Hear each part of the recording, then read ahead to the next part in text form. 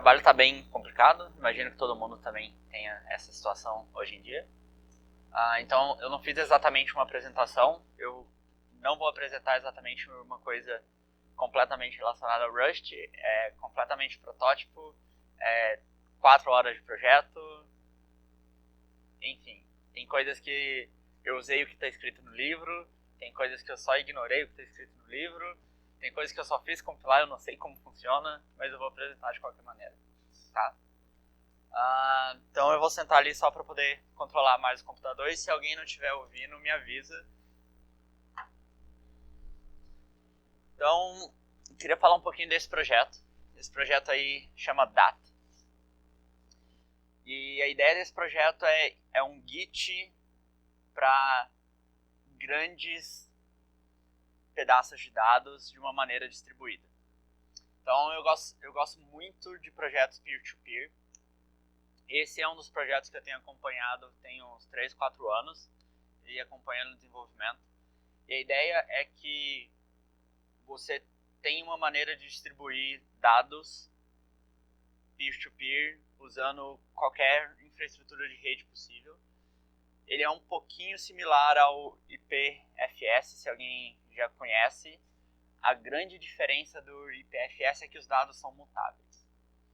Então você tem uma maneira de construir um repositório de dados e esses dados eles são distribuídos entre todos os aparelhos e eles são compartilhados, só que você pode estar o tempo todo mudando os dados que são compartilhados, o que é ideal para coisas como a internet. Então se você for pensar uma página web, ela é uma URL que você acessa e de vez em quando você tem os dados que estão ali por baixo alterados e você tem que baixar de novo. Imagina se fosse possível você publicar o seu blog do seu laptop sem ter que pagar nenhum provedor de hospedagem, sem ter que subir no GitHub Page, sem ter que fazer nada dessas coisas. Ele vive no seu laptop e à medida com que as pessoas vão usando e vão lendo o seu blog, elas também passam a redistribuir o seu blog. Então, a grande sacada desse projeto é que eu poderia fazer com que quanto mais pessoas acessem o meu site, mais ele vive para sempre. Então, para mim, isso é muito ideal para o celular. Né? Então, como que eu posso fazer? Eu acho um absurdo que na empresa que eu trabalho a gente usa o Slack. E o Slack está todo mundo na mesma rede, né? Todo mundo no mesmo Wi-Fi. Eu mando um oi, ele vira um JSON, ele vai lá para a Califórnia, aí volta um request da Califórnia para a pessoa que está sentada do meu lado, e aí ela baixa esse JSON e ela vê a minha mensagem. É tipo, gente, eu estou do lado dessa pessoa, por que ela tem que ir para a Califórnia uma vez? É o round trip de mandar a mensagem, eles me confirmarem que a mensagem chegou lá, a outra pessoa ser notificada que a mensagem está lá, ela ir lá e baixar a mensagem. Tipo, por quê? Ambientes corporativos, todo mundo está na mesma rede. Celular, se eu estou aqui do lado de vocês, por que eu não posso compartilhar meus tweets com o celular de vocês se já está todo mundo aqui? Por que ele tem que ir lá na Califórnia e voltar? Então, a grande sacada disso é como que eu posso incorporar isso dentro de outras coisas, e um dos navegadores que tem testado essa ideia chama Beaker. Então, eu posso apresentar aqui para vocês. Se eu estiver conectado, eu acho que eu não estou conectado.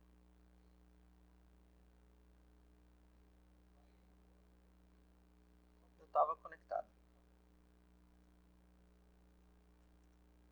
Então, eu posso acessar o meu blog por HTTPS normal, mas se eu acesso através desse site, ele aparece o botãozinho aqui de compartilhar.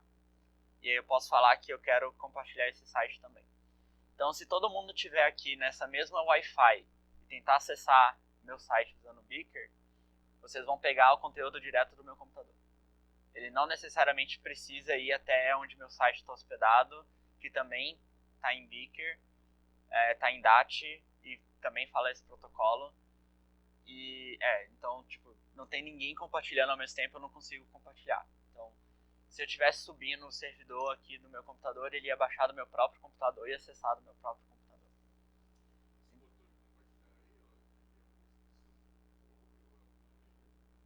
Isso é do Beaker. É um navegador separado, é um outro navegador. A galera está tentando instalar isso, fazer de uma maneira que rode nos outros navegadores, mas esse tipo de extensão você precisa de colaboração da infra de rede do navegador, então não é tão trivial assim. Mas é uma coisa que a galera está explorando, de fazer o DAT Web, WebSockets e tudo mais. Então, toda a ideia do peer-to-peer para mim era tipo, cara, eu quero ter infraestruturas e aplicações que do meu celular eu possa compartilhar com outras pessoas diretamente. Então, por que ele precisa ir até um outro lugar se eu vou mandar uma mensagem que a pessoa está aqui? E como que fica a distribuição de informação ao mesmo tempo, né? Imagina que eu tivesse uma infraestrutura de Twitter desse jeito. Eu poderia estar no ônibus e as pessoas iam pegar os dados direto do meu celular em vez de ter que ir até outro lugar. Então, nem todo mundo precisa de acesso à internet. Quem tem pode compartilhar o que eles têm. Então, como que a gente se encaixa com isso? Eu acho uma ideia muito legal e eu sempre gostei dessa ideia há muito tempo. Então, um outro projeto que existe que é bem legal é o Hashbase. Então, imagina que é um GitHub Pages para DAT. Então, você pode subir aqui, criar uma conta, falar, compartilha também o meu. Então, você vai ter sempre um servidor compartilhando um dado, então ele sempre fica fixo ali. Porque se está no meu laptop e eu desligo meu laptop, você só consegue buscar se meu laptop estiver ligado.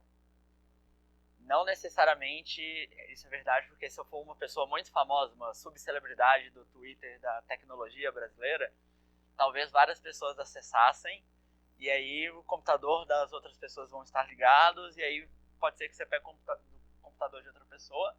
Mas como eu não sou esse tipo de pessoa, e não pretendo ser, então eu tenho esse outro serviço que está rodando, que fica compartilhando, então é uma maneira de eu manter meu site sempre distribuível, mas quanto mais pessoas estiverem usando, mais ele fica distribuído. E um outro projeto legal chama Cabal. Então Cabal é outra aplicação que usa essa mesma infraestrutura, e se vocês forem ver, ele tem essa chave bonitona aqui, que é a chave que identifica um servidor. Vamos colocar muito entre aspas esse servidor. Então, ela é uma chave compartilhada com qualquer pessoa, que se vocês entrarem aí, todas as pessoas que participam do chat também compartilham. Então, se eu abrir aqui o Cabal, entrar aqui e alguém abrir o laptop de vocês e entrar no Cabal também, a gente vai estar trocando mensagem entre nós dois usando Wi-Fi, então usando a rede local mesmo. E se alguém estiver conectado na internet, se qualquer uma dessas pessoas estiver conectada na internet, essa mensagem vai chegar até a outra pessoa que está do outro lado da internet. Então, eu acho que sim. Eu não tenho certeza se eles usam Noise Protocol ou não, mas é uma das melhorias que eu já ouvi falando que eles queriam ter. Então, toda a ideia disso daqui não é que isso é anônimo ou tem uma tentativa de anonimização da rede. É diferente de objetivo de outras coisas, tipo, se você tiver como observador, você vai ver as pessoas que estão tentando se conectar a você. Então, não é o tipo de anonimidade que você está buscando, é muito mais uma questão de distribuição de conteúdo de uma maneira diferente, sem precisar de centralização. Então, esse é um dos protocolos que eu tenho acompanhado. Existe um outro protocolo que eu acho bem legal também, que é o SSB. A gente não precisa conversar sobre isso agora, porque eu não tenho nem carregado aqui, mas é uma outra rede social, protocolo misturado, tudo assim, no meio do caminho, que tem aplicativo para Android, tem um grupo lá dentro que quer reescrever tudo em Rust, obviamente, chama Sunrise Shore. Vamos ver se eu consigo achar aqui. Vou deixar carregando aí enquanto isso. Então tá, como funciona o DAT? DAT é o projeto de algumas pessoas que, se você for ver, vários desses projetos começam muito em Node, porque é o que a galera sabe, é um ambiente muito propício para pensar nesse tipo de coisa, porque são pessoas que estão trabalhando com a web, são pessoas que estão acostumadas com essa ideia de distribuir conteúdo, e é o que elas sabem, mas não necessariamente é o ideal. Por quê? Eu gostaria de rodar isso no meu celular. Eu já trabalhei 1 ano e meio com Electron, React Native no celular. Eu uso coisas em Electron. Eu não gosto, mas é o que tem. Então, eu gostaria de uma outra maneira de fazer isso, e Rust me parece uma coisa ideal para eu poder fazer uma biblioteca que outras linguagens possam usar. Então, se eu exportar ela como FFI, tem que escrever uma vez só.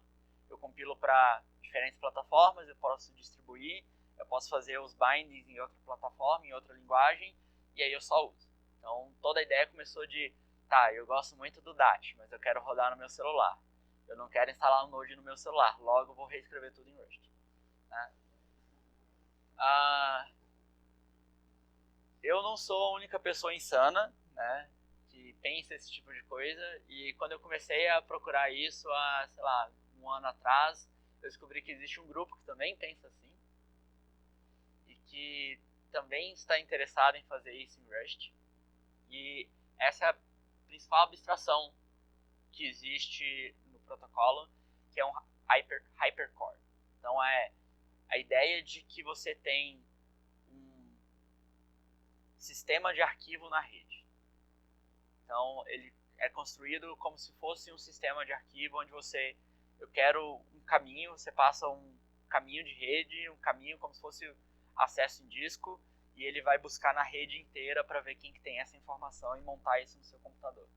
Então ele tenta simular toda a estrutura de rede dentro de um arquivo, e tem um paradigma muito interessante,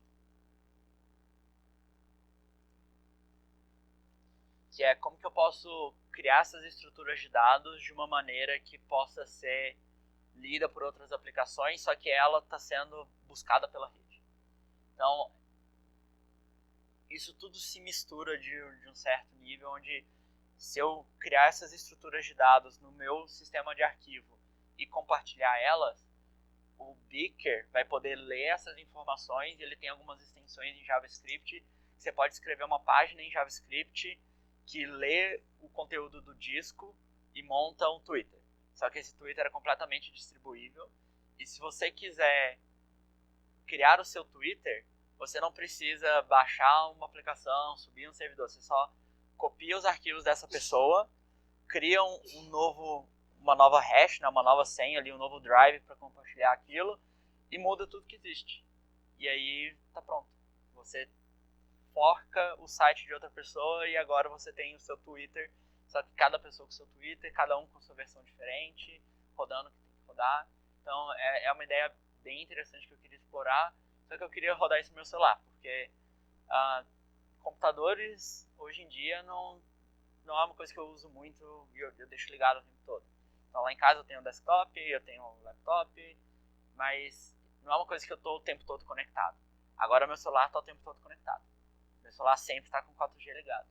Então, se eu quiser compartilhar informações com as pessoas que eu gostaria de compartilhar essas informações, o celular é um ambiente muito mais ideal para eles buscarem o dado direto do meu celular. Porque o 4G sempre está ligado, o Wi-Fi sempre está ligado, o Bluetooth está sempre ligado. Se eu quiser compartilhar esse dado por Bluetooth, eu estou com todo mundo aqui na sala, para que eu preciso estar na mesma rede? Por que eu não conecto direto um celular no outro? Eu poderia ter todas essas opções, só que todas as maneiras que todas as aplicações funcionam, elas ainda funcionam, eu vou até a Califórnia e volto. Todas as vezes. Mesmo com as pessoas que estão aqui na sala. Se eu quiser compartilhar um Instagram, vai até lá e volta. Todas as vezes. Está todo mundo aqui na sala. Então esse grupo começou a construir o Hypercore, e um dos issues lá é rede. Eu quero buscar as coisas da rede. Então eu tenho as abstrações, bytes e memórias, como que as coisas acessam, e acesso aleatório. Então eu tenho aqui Random Access Memory, que é uma biblioteca para você colocar um vetor em memória e poder acessar ele aleatoriamente. Eu vou ter Random Access Disk, eu vou ter pagers e coisas assim. Rede. Né? 2018 aí foi um ano marcante, foi a grande discussão de como vamos fazer assim que await em Rust. No fim, saiu. Temos agora assim que await.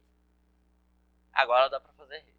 Antes era muito difícil, antes eu não queria fazer. Agora juntou tempo, um pouco de mais energia, digamos assim, e assim que await. Então eu comecei a olhar esse site que eles têm também. Vamos ver se vai carregar. Então eu comecei a ver esse site que é how that works e explica todo o protocolo de como funciona uma URL, como que eu faço discovery, o que é uma discovery key, como que ela é criptografada, como que eles usam o MDNS para buscar as informações. Vou tentar aqui ver se melhora, viu, gente?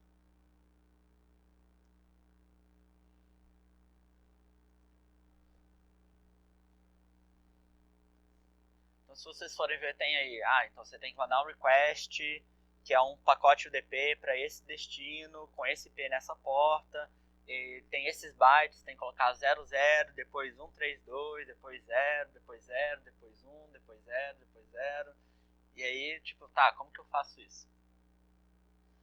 E uma das coisas que eu acho bem legal do que o Joyson estava falando, que no livro fala, que é Rush te permite explorar coisas que você, domínios e áreas que você não explorava antes.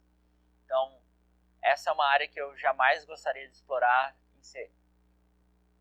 Mas é uma área que eu sei que é ideal para fazer em C. Porque se eu quero rodar no meu celular, eu tenho que rodar em alguma coisa que vai compilar para múltiplas plataformas. E se eu não quero usar runtime, que é todo o lance de não querer instalar um Node dentro da minha aplicação, eu tenho que usar C. E eu não queria usar C e o Rush é uma opção. Então, eu não faria isso se não fosse em Rust. Eu não faria isso em qualquer outra linguagem se não fosse Rust, porque meu objetivo é eu quero rodar em todos os lugares.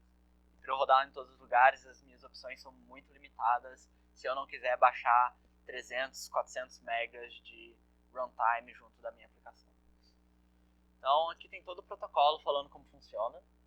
E aí eu decidi agora no começo do ano, nesse tempo entre feriados, que é, tá, vamos fazer isso, né? Vamos começar isso. Então, hoje a infraestrutura que eles usam de conexão de rede, ele chama Hyperswarm. Então, o Hyperswarm, ele tem toda a capacidade de tanto descobrir um outro DAT na rede, quanto usar DHT para poder descobrir pela internet de uma maneira distribuída quais outros computadores estão distribuindo essa informação. Comecei a olhar o código obviamente JavaScript, como tudo na internet. E aí eu criei o Colmeia, né? Porque Hyperswarm, Colmeia é ótimo, né? E aí eu comecei vamos explorar as coisas. O que já existe no Rush, o que eu já posso usar, o que eu tenho que reescrever.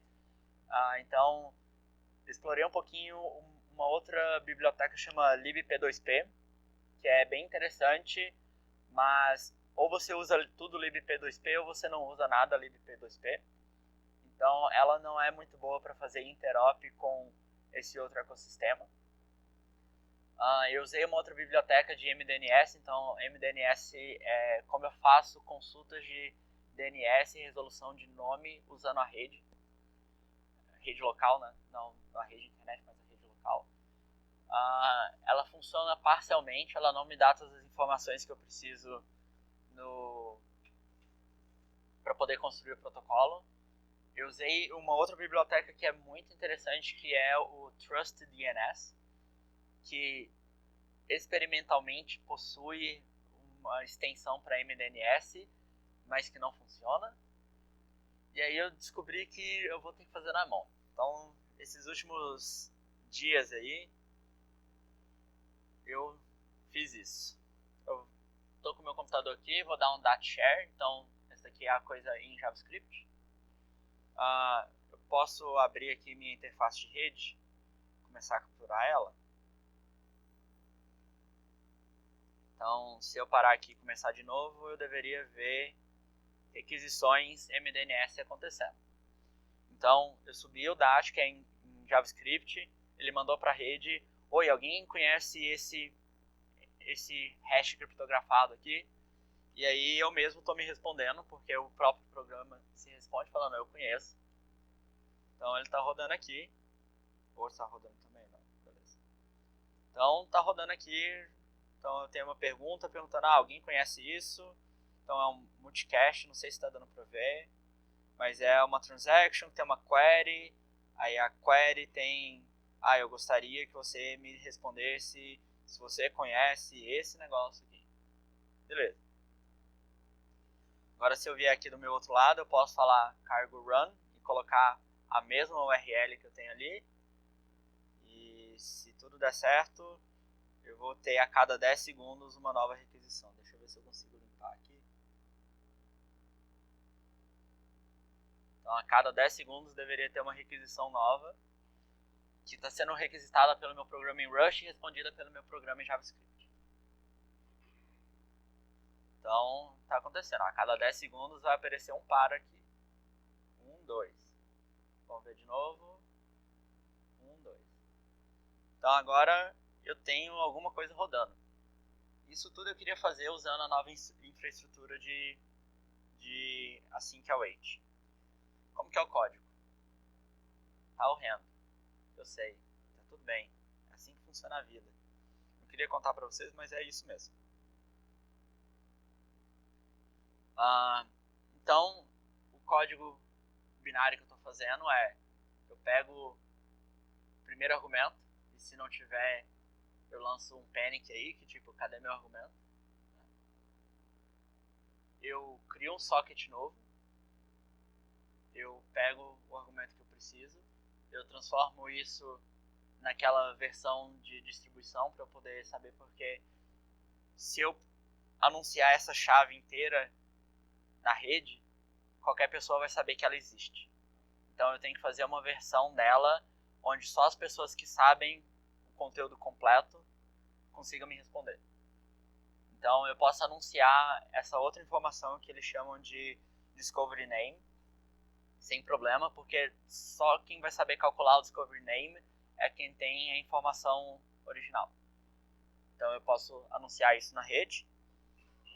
E aí eu uso Async. Agora dá para ficar maior, eu acho. Então eu bloqueio minha thread, começo a rodar uma coisa Async.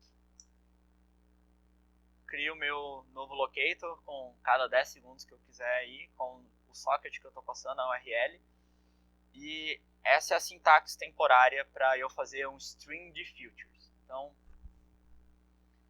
quem está acostumado com iterators sabe que se eu quisesse fazer alguma coisa, ia ser um for message in locator. Certo? Então, imagina que isso aqui não é um future. Né? Então, eu estou falando que é só o iterador de mensagens. Esse loop nunca termina. Ele poderia terminar, eu poderia colocar um take quanto se eu quiser e tal, mas hoje em dia a sintaxe de iterator ela tá experimental lá no compilador, nightly ainda. Não funciona para tudo, eu não consigo estender ela ainda, então ela só funciona para streams implementados dentro da linguagem.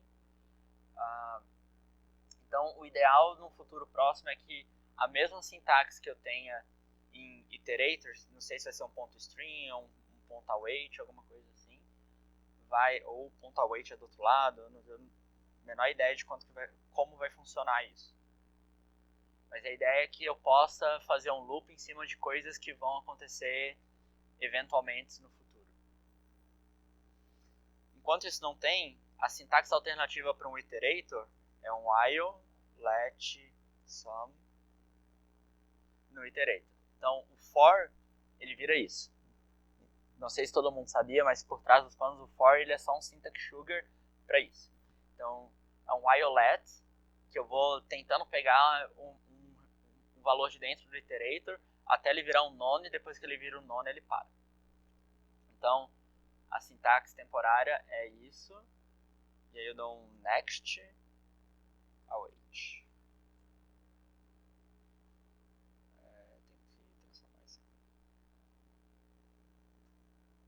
Então, por enquanto a sintaxe que funciona para streams é essa, e aí eu posso, cada vez que eu passar por esse loop, pegar uma mensagem de rede e retornar. Vocês querem ver o código de verdade? Esse é o código bonito. Esse é o código feio. Então, para implementar meu próprio stream, eu demorei bastante. Eu tomei muita porrada, até hoje eu não sei como funciona. Tá? Mas para implementar um stream, então eu uso a sintaxe de implementar um stream. Eu tenho minha estrutura de dados que vai ser quem segura a computação. Eu vou usar o associated type para dizer qual que é o tipo de valor que vai ser enviado pelo string. Então, para cada yield, o que eu retorno. E eu tenho que implementar essa função, chama pollNext. Essa pollNext me retorna eu preciso da própria estrutura que segura a computação. Ela tem um contexto que é o contexto que vai fazer realmente fazer com que o futuro ande. Então ele vai dar um tick e tentar descobrir se está pronto ou não está. E eu tenho que retornar esse poll de option de self do item. O que é isso? É uma zoeira. Mas vamos lá. Então o poll, eu posso retornar que ele é um poll pending ou ele é um poll ready. Então se eu retornar que ele é um poll pending, o contexto vai saber isso aqui ainda não está pronto, eu posso executar outra coisa porque isso aqui ainda não está pronto. Eu passei por aqui, tentei executar, está pendente ainda, não vou fazer nada. Jogo para fora. Quando eu falo que ele é um poll ready, aí eu vou estar falando que beleza, eu tenho um resultado para você retornar para onde você tem que retornar a informação. Ele é um option porque isso é um iterador, então eu posso retornar que ele é um ready none e falar que pronto, eu parei de computar tudo. Então, se eu estivesse fazendo um string que tivesse, sei lá, eu fosse bater num banco de dados e o banco de dados tem um limite e ele acabou a quantidade de itens que ele ia me retornar, ele, em vez de me retornar um pending, ele só vai me retornar quando ele está batendo na rede, ele vai me retornar um poll sum com um item, poll sum do outro item, poll sum do outro item, poll sum do outro item, poll none. Acabou a iteração e aí aquele meu loop vai seguir reto e vai seguir funcionando.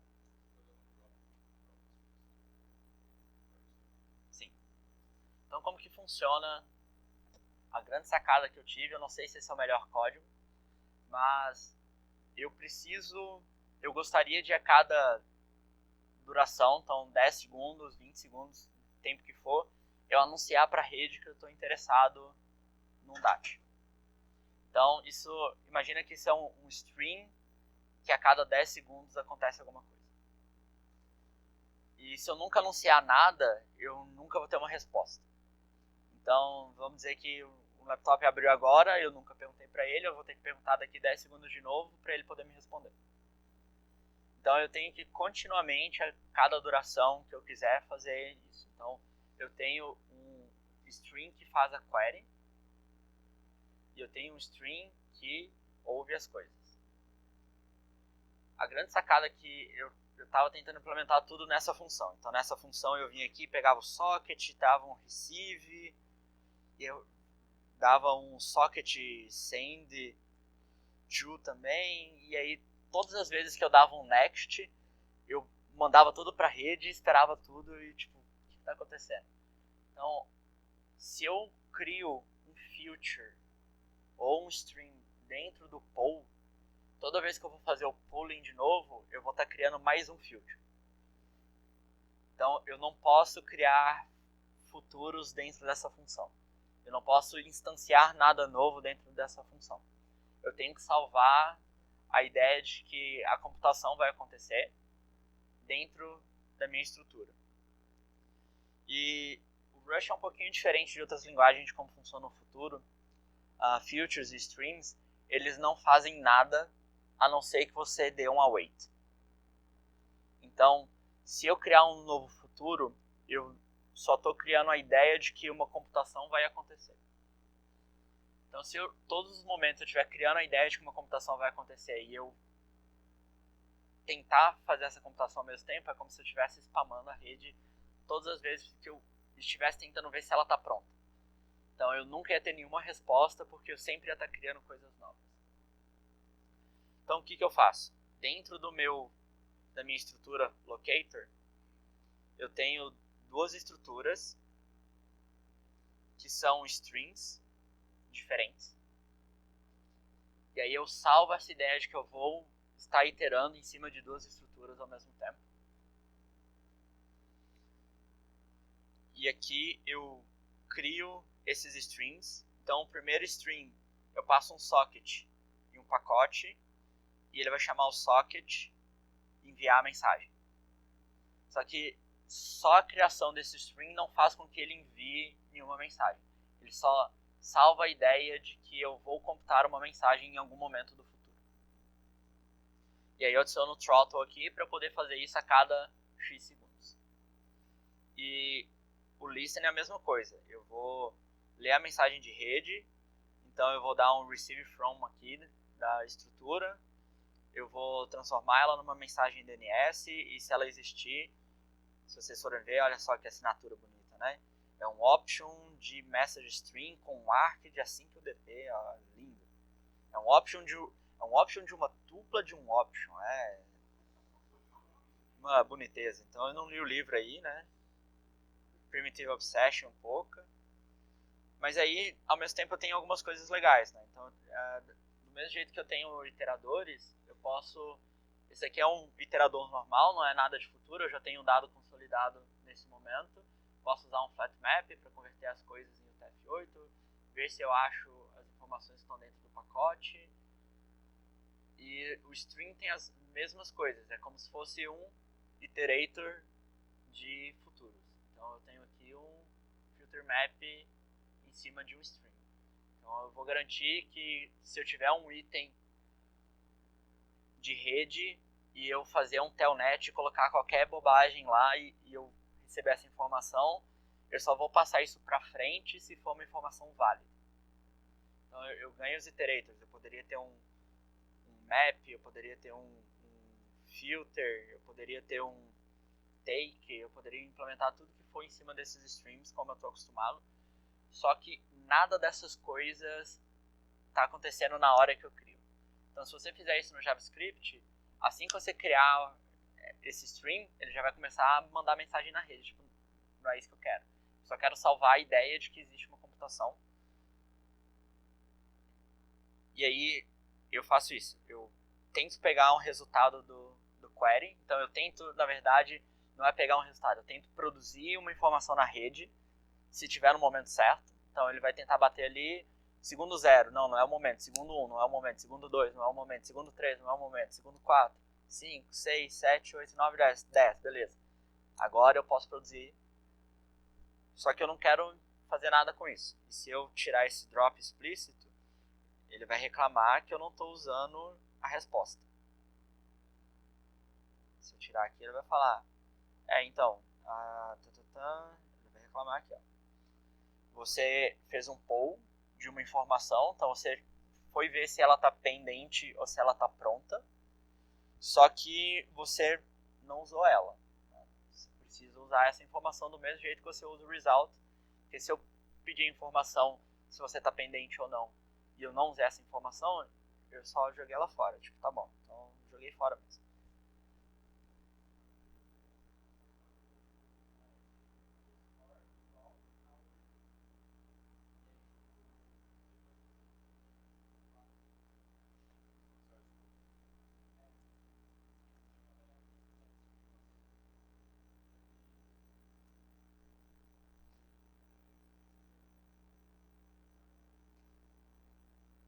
Então é do mesmo jeito assim, eu só tipo, eu não quero esse resultado, só joga fora mesmo. Tá tudo bem. Deixar bem explícito que eu tô jogando fora o resultado. E aí o que eu faço? O próprio locator, o resultado do polling dele é o mesmo resultado do listen string. Então, se um item do listen string estiver pendente, o meu locator também vai estar pendente. Se ele tiver um item pronto, o meu locator também vai estar pronto. Então isso tudo vira essa coisinha bonita aqui, que é o meu string agora. Então se eu quisesse ouvir 2 vezes ou mudar a duração, eu posso só mudar a duração. Deveria funcionar. Próximos passos disso agora que eu quero fazer é o let multi announce. Então agora eu quero fazer com que o meu programa, dado uma porta que o DAT lá em JavaScript vai estar rodando, que ele mesmo responda falando que eu tenho essa informação disponível. E depois é fazer uma nova estrutura que faz os dois. Então eu criei essa nova estrutura que vai ter esses 2 strings dentro dela, e aí esses dois streams vão rodar ao mesmo tempo se eu tiver o que eu quiser. Então, pode ser que eu queira só descobrir as coisas e nunca anunciar, pode ser que eu queira só anunciar, pode ser que eu não queira descobrir outras coisas. Então, a ideia é começar a construir essa infraestrutura de será que eu consigo achar outras coisas na rede ou não. Eu não estou nem falando ainda de o que eu faço com isso. Por enquanto eu só estou achando computadores que tem essa informação disponível. Em algum momento esse stream vai ter que virar um connection pool, onde eu tenho informação de se ele foi desconectado, se ele não foi, e como que eu uso isso. Então a ideia é, tá, eu tenho um stream agora de IPs, como vocês podem ver aqui no meu command line. Toda vez que eu recebo uma mensagem, eu estou imprimindo message received e de onde veio essa informação. Então essa informação está vindo desse IP daqui, que provavelmente é o meu. Então, se eu bater aqui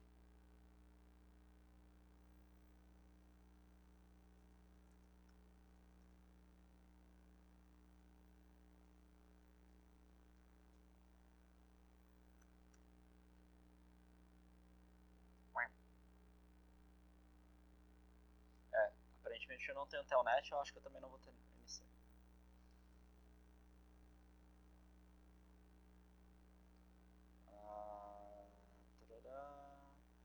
Aí a gente vem aqui, não, é o outro botão, e abre o Linux.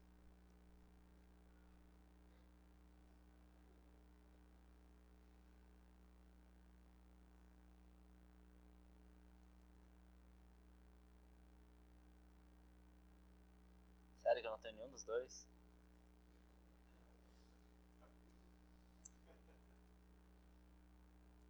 Ô senhor.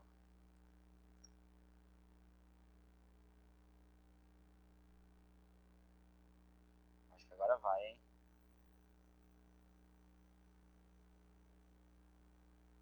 Talvez o meu firewall não deixe. Não, quando eu conecto ele deveria me dumpar um negócio em binário. Mas, enfim. Então toda a ideia disso é, tá, agora eu tenho informações de quais computadores tem o programa rodando. Eu vou tentar fazer isso depois para eu anunciar também. Vai ter um outro depois que é DHT, então procurar distribuidamente pelo hash. Em algum momento isso vai virar um connection pool, que aí eu vou ter os IPs que vão estar disponíveis, que não vão estar disponíveis, e eu vou tentar bater neles e pegar os dados, pegar os bytes e passar para o hypercore. Estou sem pressa com isso. Em algum momento isso vai existir, em algum momento isso pode nunca existir, é vaporware total, eu só estou brincando, mas se alguém tiver interesse em dar uma olhada nisso e tentar fazer a mesma ideia, é tipo completamente exploratório.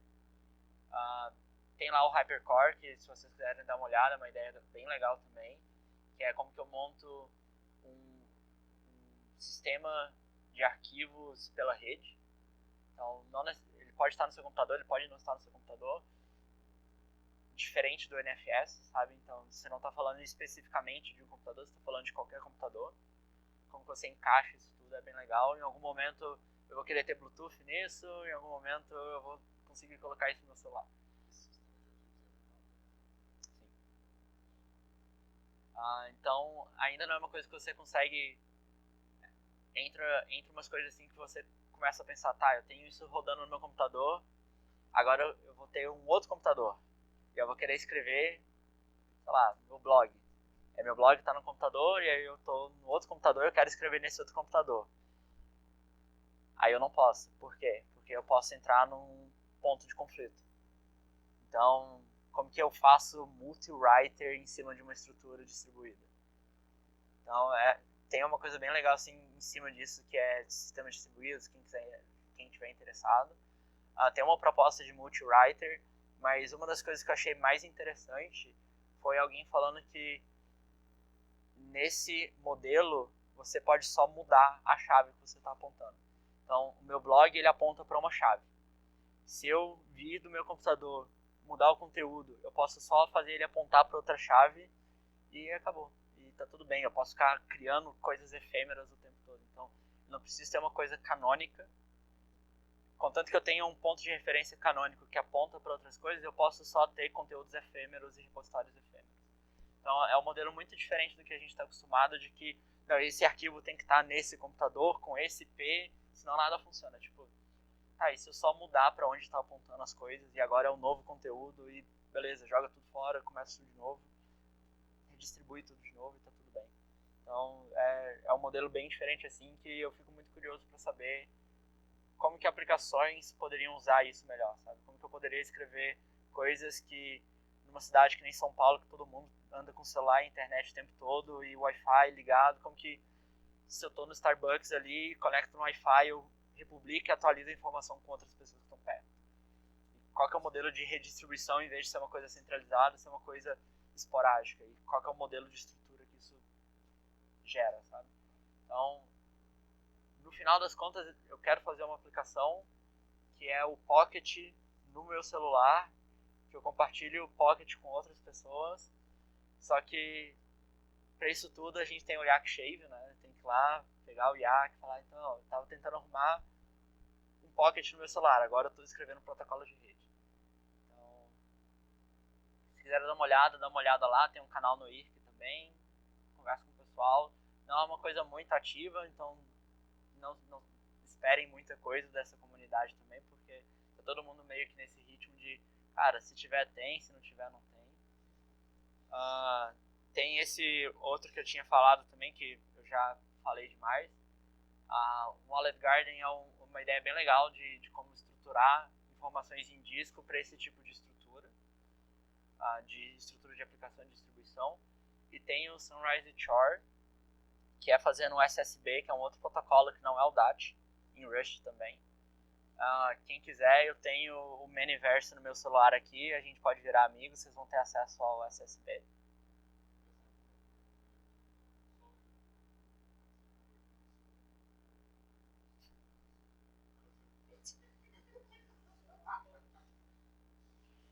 Então é uma galera aí que quer fazer as coisas diferentes aí.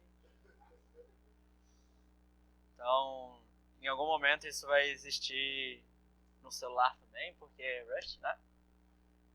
Mas é uma outra rede social, então se alguém quiser entrar nesse mundo peer-to-peer aí, eu tenho o Manyverse instalado, eles lançaram para iOS recentemente, então iOS e Android deveriam funcionar, e vocês vão pegar todos os dados que eu tenho por Bluetooth ou pelo DHT, então é uma parada bem interessante assim de como funciona, e vocês vão postar as informações e elas vão viver no seu celular, e aí elas vão chegar só em amigos em comum, então é uma rede social muito push-based, né? Você empurra a informação que você tem, em vez de você receber ela, tipo, você é jogada na sua cara, tipo, não, tem que escolher as pessoas que você quer e só essas pessoas vão te mandar essa informação e não vai chegar mais nenhuma informação de pessoas do outro lado do mundo, isso não existe, elas só chegam em você se você tiverem amigos em comum.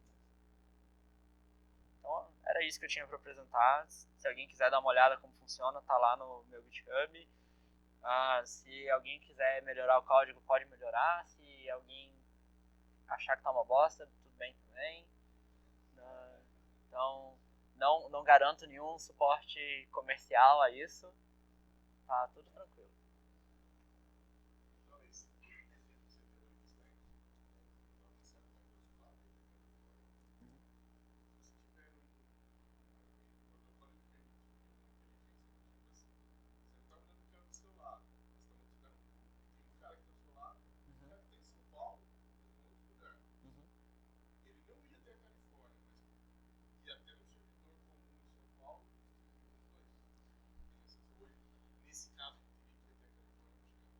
O lance todo, imagina que hoje a adoção do IPv6 é realidade, todo mundo falava que era futuro, mas, cara, hoje em dia todas as operadoras de internet do Brasil te provêm IPv6. Talvez a sua empresa não tenha, mas o 4G eu tenho certeza que todo mundo tem IPv6 hoje em dia. Eu não preciso ir num servidor. Eu posso falar direto com a pessoa que está do outro lado de São Paulo. Isso. Eu conecto direto nas duas pessoas. Ou então eu mando para uma pessoa que está no grupo e essa outra pessoa do grupo pega dessa outra pessoa.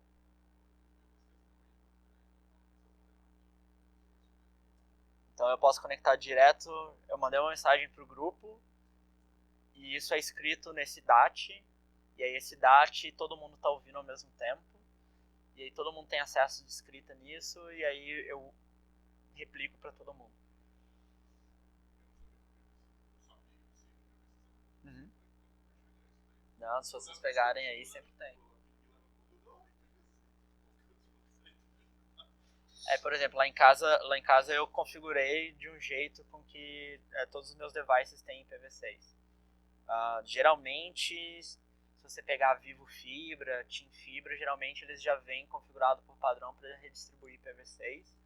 A NET nem sempre tem, porque eles usam uma parada que eu acho muito ruim, chama-se GNAT. Então, inclusive, eles não te dão um IP de verdade, eles te dão uma porta que vai mudando o tempo todo. Então, se você for jogar qualquer jogo na internet, na net, às vezes você tem que ligar na net e falar, então, eu não quero ser GNAT, eu quero que você me dê um IP de verdade. Então, eles vão ser no máximo assim, um lugar que você não vai ter em casa pela net. Às vezes você vai ter, mas o roteador vai estar mal configurado, não vai passar para frente. Às vezes você não vai ter, você tem que olhar e investigar isso melhor. Empresas geralmente, o Wi-Fi de empresas geralmente não tem IPv6. Então, rede de empresas geralmente não tem IPv6 hoje em dia, porque todo mundo depende ainda do NAT. Todo mundo acha que NAT é modelo de segurança. Não é verdade. Ajuda até um certo caso, mas ainda não é verdade. Então, muitas empresas ainda têm que se atualizar para poder ter esse modelo onde todos os computadores estão conectados direto na internet, todos os IPs internos são acessíveis publicamente. Então, pode ser que IPv6 eu não consiga conectar direto e eu vou depender meio desse caminho comum entre pessoas que estão próximas a outras ou não. Ou então se conecta na VPN, ou então faz o que eles chamam de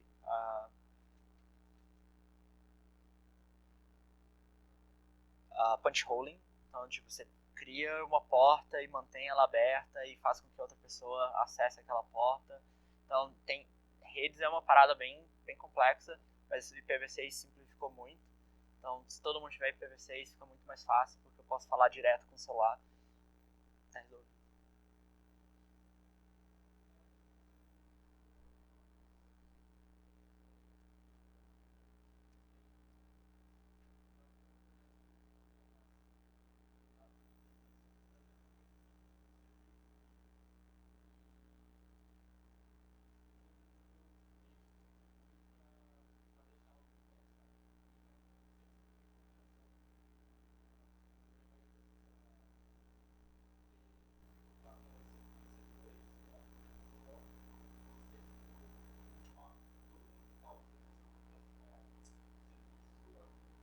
Uhum.